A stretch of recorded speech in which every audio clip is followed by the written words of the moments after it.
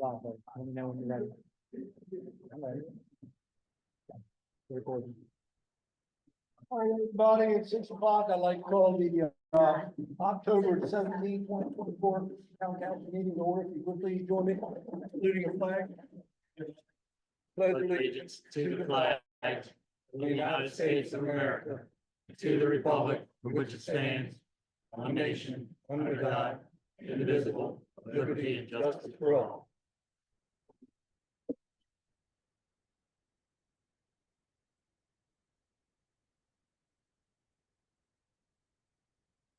Okay, I assume that the councils have the opportunity to review the council meeting minutes from our last meeting on October 3rd. So unless there are any questions regarding them, I'll look for a motion to pass them. October 3rd. A second? I'll second it. Are all in favor? Aye. Opposed? Minutes are approved. Dana Price.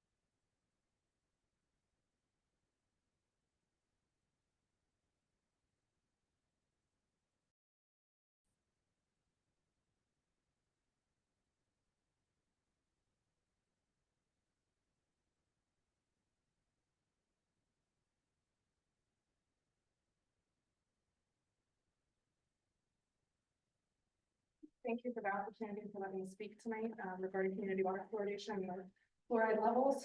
My name is Dana Price, and I've been a resident of Greensboro for 9 years.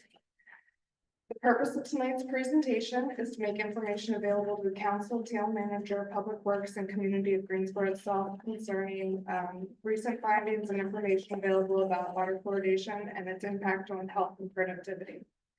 My hope is that everyone here tonight will take the information provided into consideration and work together to take the necessary steps to protect the health of the community.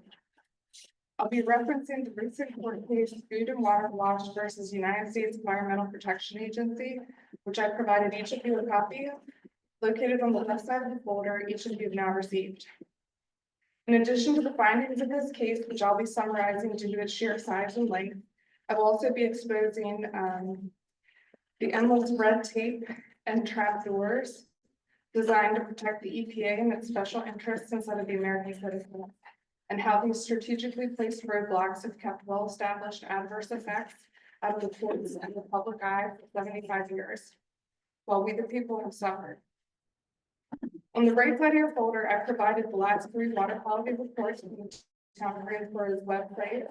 The HHS amended fluoridation recommendation from 2015, a snippet of many known adverse effects as a result of fluoridation.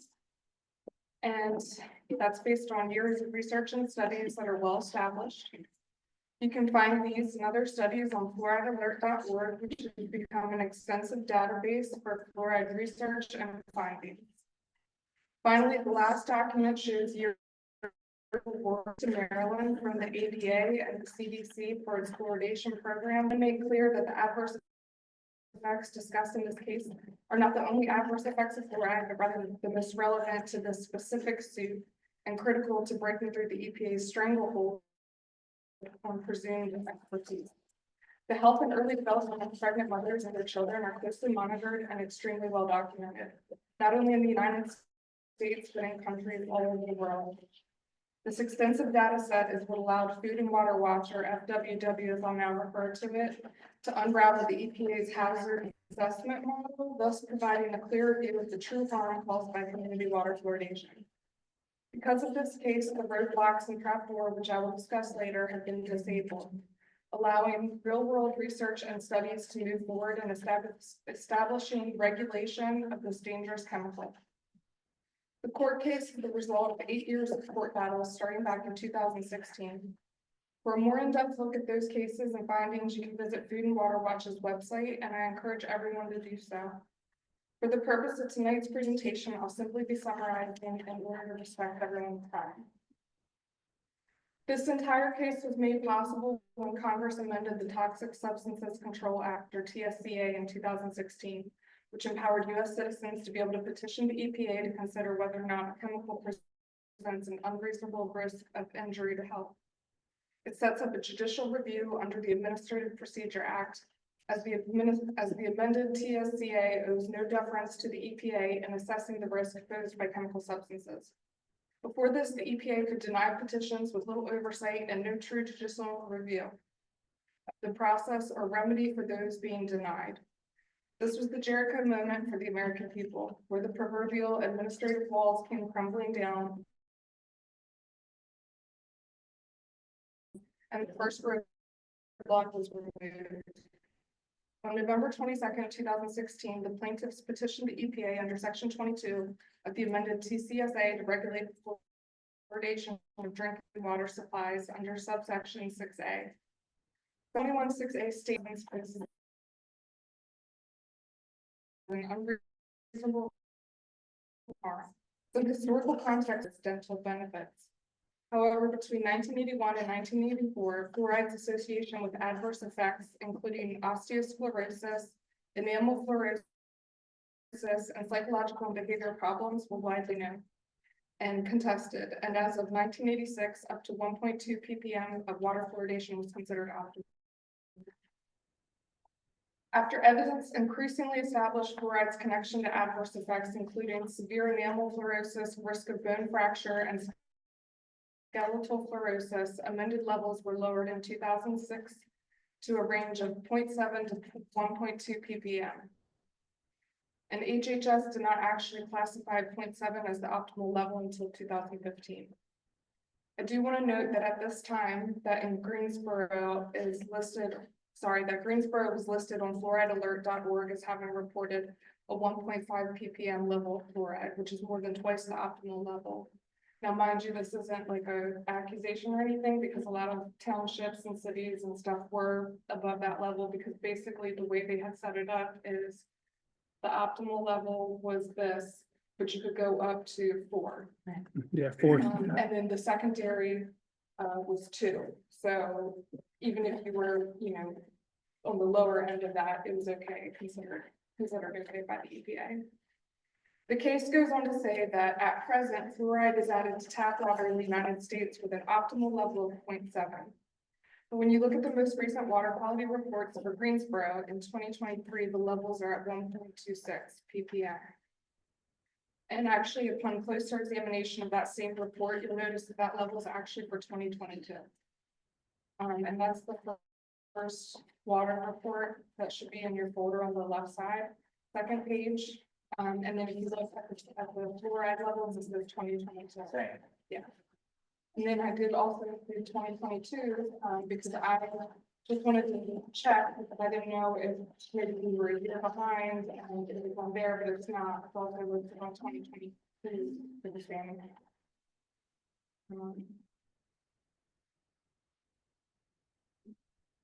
So at this point, and granted, again, this isn't above what was accepted at the time or anything, but I am just wondering, and I guess it would probably be a question for either Tammy or Brandon, about the 2023 report for water. Do you have it? No, they won't be calling it that. 2023 data will be released. It's always the following. It's weird how they do it. Okay, So then why was 2022 released from 2022?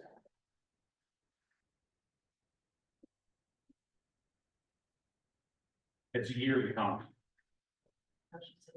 So if you look at 2022, it's showing the data for 2022. And then on 2023, it's also showing the data for 2022.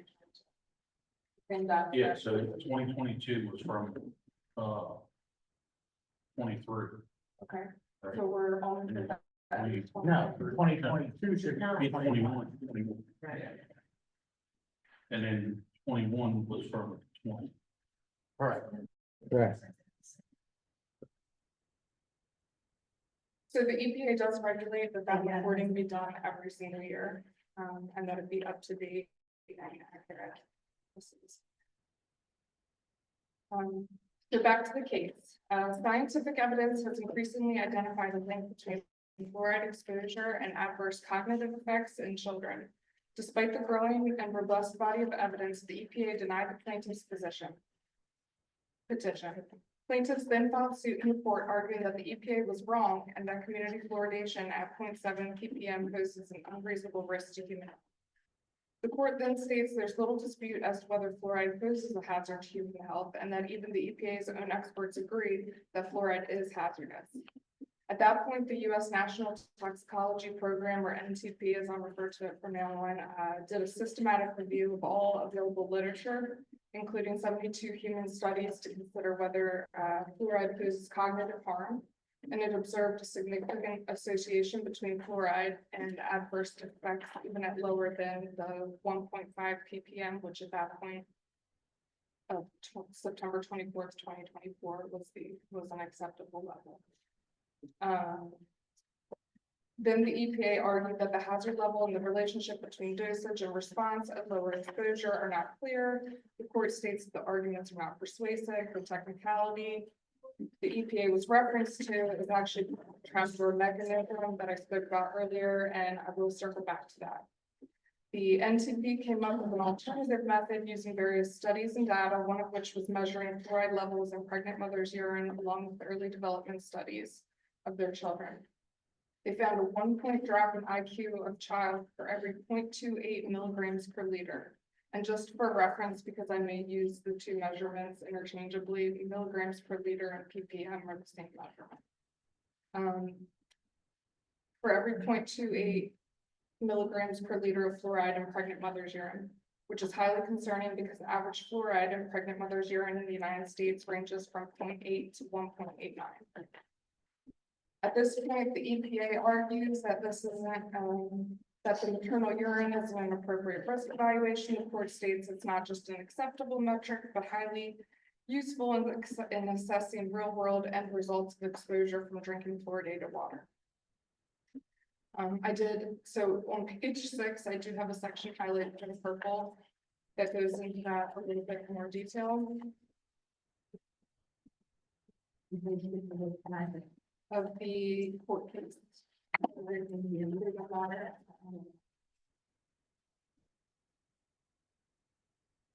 So there it states that the EPA's default margin of error requires a factor of 10 between the hazard level and exposure level due to variability in food sensitivities. And put differently, only an exposure that is below 1/10 of the hazard level would be deemed safe under the amended TSCA. So given the margin of error required, here, even a greater margin, 100 times is because of the methodology, which yields the 4 milligrams per liter, uses the lowest observed adverse effect, which they'll go into later about why that doesn't work for this, and adds an additional level of uncertainty. But even if only the default 10 times margin is required, the safe level of fluoride exposure would be 0.4 milligrams per liter. And the optimal fluoridation level in the United States is again as stated 0.7 milligrams per liter, which is nearly double. Over the next 59 pages, the court reviews the NTP's methodologies for developing thorough and accurate risk assessment and compares it to the EPA's standard assessment method. It utilizes studies conducted where fluoridation as well as in various countries and continents.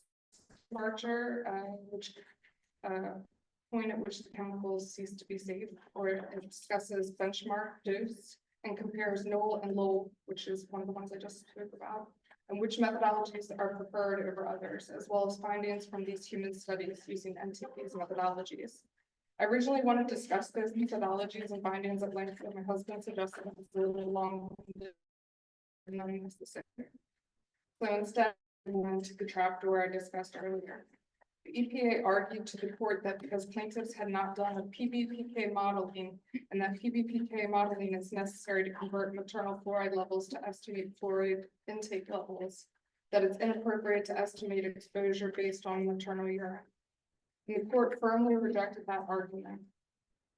PBPK models are based on dosage-specific adverse effects. For an example, Tylenol is safe up until 4,000, until you exceed the 4,000 milligrams per day. And it's based on pharmacokinetic, sorry guys, pharmacokinetic data, which is on a database. So when I was talking about the trapdoor, this is it. There was no data available for that. There was no studies that were funded to come up with that data. So there was no baseline to start from. So no matter how much research or work different groups and organizations put into this, how much peer-reviewed studies or anything else that they had, it didn't matter. They couldn't get past that point in it because the EPA would simply say, you don't have the PBPK modeling to provide for us, so we can't accept this as research.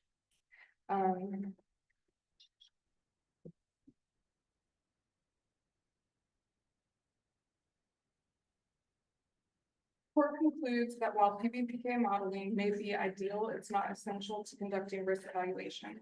The amended TCA doesn't mandate the use of PBPK modeling and allows ample discretion in methodologies and modeling. The risk assessor may use the studies used provide real-world observational data as to the exposure level of the population at issue. There is sufficient data to support the exposure levels without PBPK modeling. Plaintiffs have proven by preponderance of evidence that water fluoridation at the level of 0.7 milligrams per liter, the prescribed optimal level of fluoridation in the United States, presents an unreasonable risk of injury to health of the environment without consideration of cost or other non-risk factors, including an unreasonable risk to potentially exposed or susceptible subpopulation under the conditions of use. So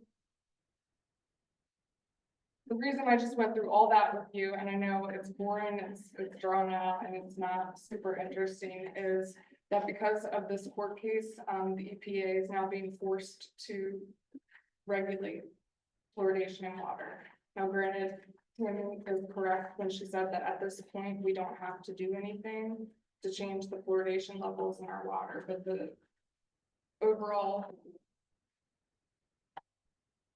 point here is that we will end up having to do something. And so my whole premise behind bringing this to you was in hopes that we could, work on bringing those levels, either figuring out some mediation means or ways to bring those levels down, because obviously we're well above what's considered dangerous to human health at this point, and the EPA is going to have to do some sort of regulation on it in the future.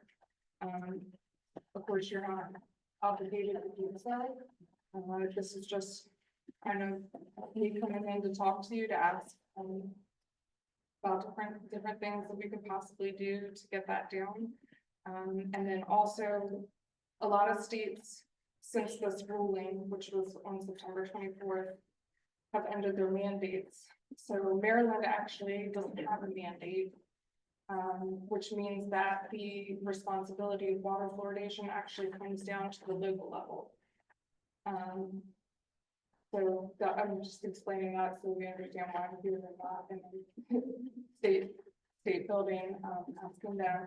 However, there are multiple groups that are working together to try and get the EPA to do mediation and stricter regulations, because one thing the court didn't do is they didn't tell them how to regulate it, just that they needed to regulate it.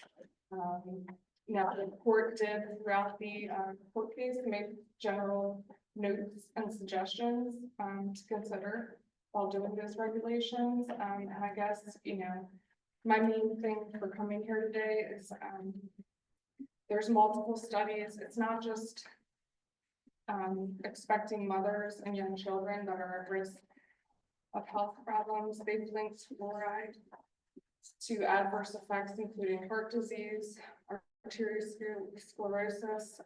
They've linked it to kidney disease and renal failure. They've linked it to skeletal fluorosis, which up until recently was thought to be rare and not happening in the United States, but in actuality, it is. It's just being misdiagnosed as osteoporosis, bone spurs, and other various bone diseases rather than skeletal fluorosis, which is what it is. It's also been linked to behavioral disorders in children and adults. It's been linked to mental health disorders in children and adults. So I just kind of wanted to bring that before you guys today, in hopes that maybe that we could already be working on ways to, get it out of our water system, how we can, I know there are certain levels in groundwater here, and how that's going to affect us moving forward. Now, I will say that the NIH issued a statement recently, and I don't know if they are talking to the EPA or what's going on, but they did recently issue a statement and say that, and they said on their website, actually,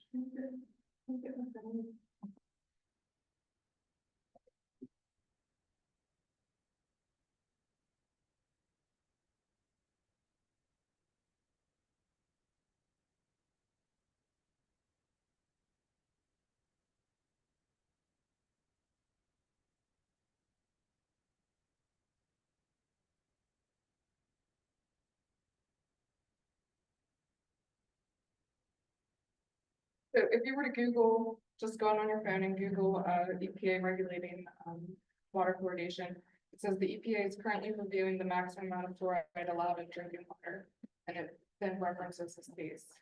If you go to the NIH site, they actually have a statement on there, and it says EPA is in the process of reviewing the maximum amount of fluoride allowed in drinking water. Upon completion of its review, the EPA will determine if it's appropriate to revise the drinking water standard for fluoride. And then it goes on to say, if the EPA determines that it's appropriate to revise the standard, any revisions could affect certain community water systems that have naturally occurring fluoride. That's a little bit misleading because they do have to revise, like they've been ordered by a court to revise. They're going to have to revise it, but apparently the EPA knows that that's going to affect people that do have certain amounts of fluoride in their water.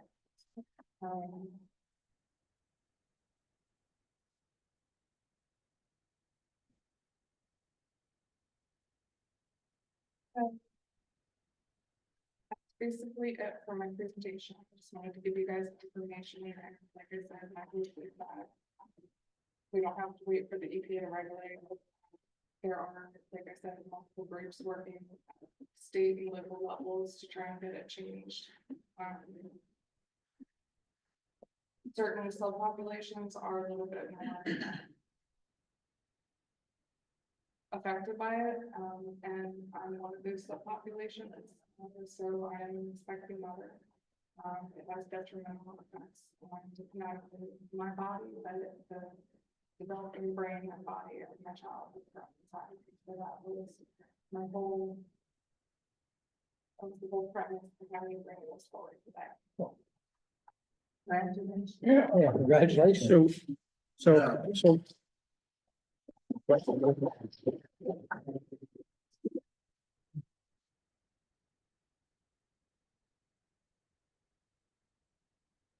Hey, Brandon, well, back to that research, I guess that's something you could ask Susquehanna on what they're, I know reverse osmosis is one thing that helps reduce it, because it's natural, huh? right. Do we know what our neighboring municipalities are? I mean, we're at 2. I haven't looked at a lot. I'll look at that and make some calls, because somebody else has to. I'm sure Susquehanna probably has some information on it as well, and they should, have the years that are going, Right. looking ahead, what might need to be done. But thank you very much for the presentation, and we'll talk to our. Do we keep providers, these? See what information we can come up with. We keep these? We certainly want to be safe. Thanks for making mine a different color. I appreciate it. I feel special. You are. Does anybody else have any questions? for comment today? Moving on to public comment. We have Donna Clay.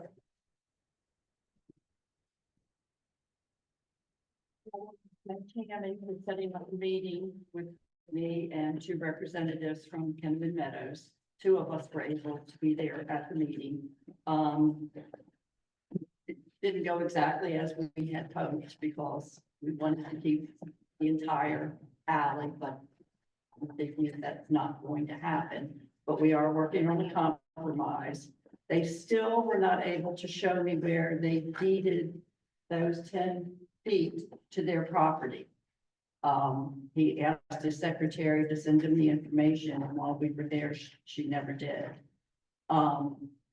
So I sent him a text message again, asking him, to show where they have deeded there. And I represented probably 10 properties along Bernard Avenue, and of those 10, almost everyone had been there 20 years or longer.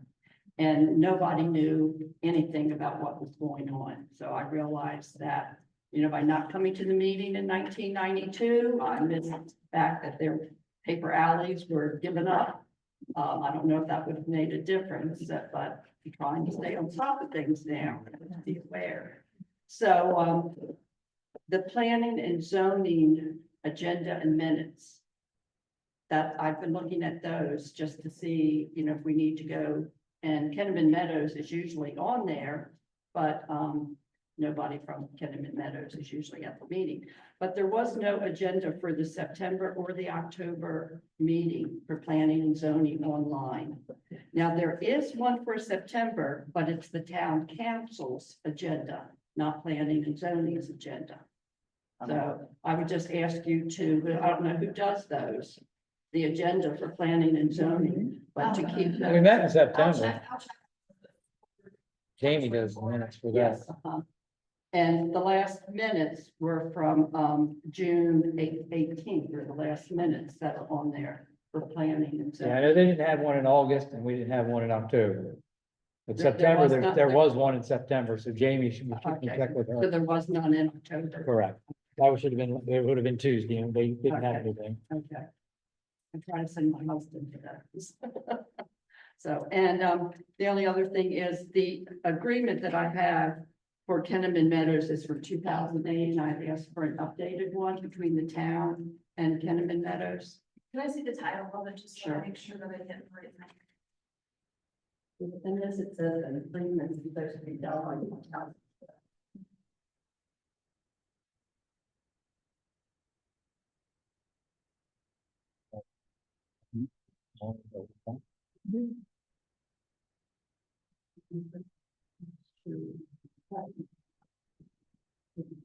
And I think we're gonna come up with a compromise, and it's probably going to be asking for a privacy fence put up between the two properties.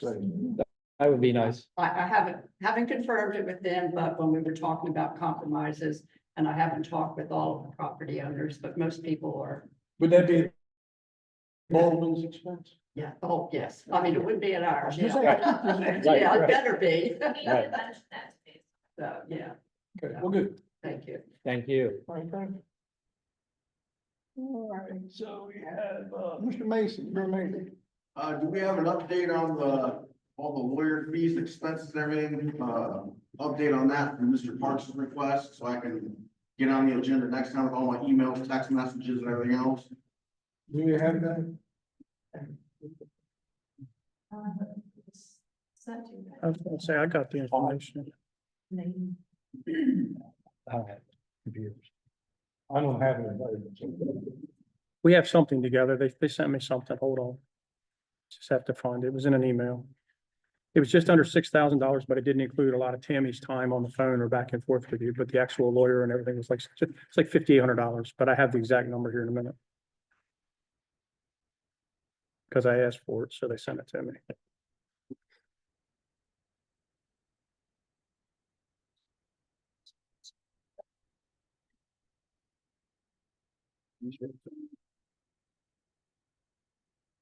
All right, well, we'll move on. If he finds it, we'll come back to it. Dana, are you, and Mr. Shack, are you the other one, maybe? Can I speak from here? Can you hear me all right? I think you need to come up here. It's hard to hear, at least for me anyway. No, it was for you also. Most younger people don't hear too well. Hear you. First of all, thank you. That's a lot of work. Good presentation. I would ask that, any citations and references be made available on our website so that as citizens of the town, we can also get caught up to speed. We don't have those packets. And it would be nice to be able to look some of those resources and references up if you're able to provide it, that would be great. And I was kind of hoping somebody might explain why all the reports are scratched through. We just didn't go through them tonight. We had received them in writing, but there wasn't anything on there much that we hadn't already talked about. Okay, I just, Like there the wasn't website. any explanation for that we usually No, it get. wasn't anything on purpose. All right, that's all I have. All right, well, thank you. All right. So, council remarks. Not much going on. We did have the Historical Society golf tournament this weekend. It was a very nice event and a couple of the commissioners participated. There's some upcoming events, historic before. I posted it on my webpage. Working on and collaboration for Whoville as well. That's all that I have. I really don't have much. Thank everybody for coming. This is for you. The next meeting we have, I would like to see the budget. I'd like to see what we have spent so far for each department. Budget time is right around the corner. We might not think it is, but we need to start working on that soon. But yeah, that's it. I'm just gonna get for the next meeting.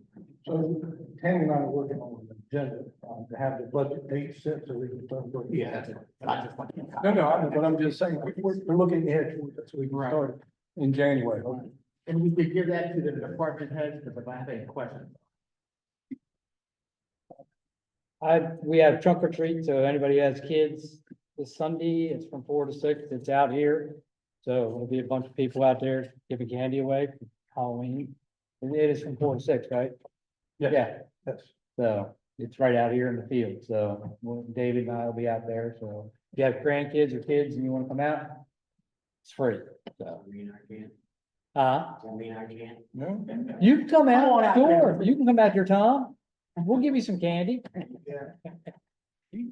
Okay, it's $5,007.50. And that excludes Tammy's times with emails, text message, and in-person meetings. That was not included in that figure. Okay, thank you. Yeah. So the only other thing I have is, Bobby Harrison, myself, Brandon, and Dawn went to Goldsboro's town meeting and public hearing about their sewer. And we were the public that actually showed up. Right. Yeah, but we had a good discussion with them. They had some concerns. They understand the contract. They understand a few things. They did ask that we possibly consider raising the or waiving a fee. And we told them it was all spelled out in the contract and we were pretty much landlocked, as were they. And they understood that, and they're working on solutions for some of their citizens that they don't think are going to be able to afford it. But they did ask for a little more communication when our people are in town working on pumps. And they did ask for a little more notification, and we explained to them that their town manager was aware of all this back in May.